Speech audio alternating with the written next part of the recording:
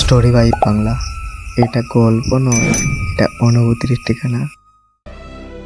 ভারতের ৮০তম স্বাধীনতা দিবস। চারিপাশে উৎসব, পতাকার আনন্দে ভরে উঠেছে দেশ। কিন্তু এই আনন্দের মাঝেও একটা প্রশ্ন থেকেই যায়, আমরা কি সত্যিই স্বাধীন?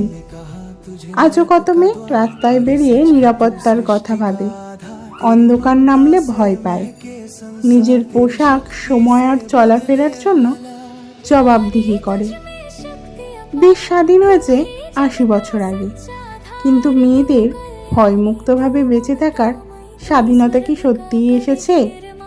এই স্বাধীনতা দিবসে শুধু পতাকা নয়, একটা প্রতিজ্ঞা হোক, ভারতের প্রতিটি মেয়ে যেন নিরাপদে, সম্মানের সঙ্গে নিজের মতো করে বাঁচতে পারে।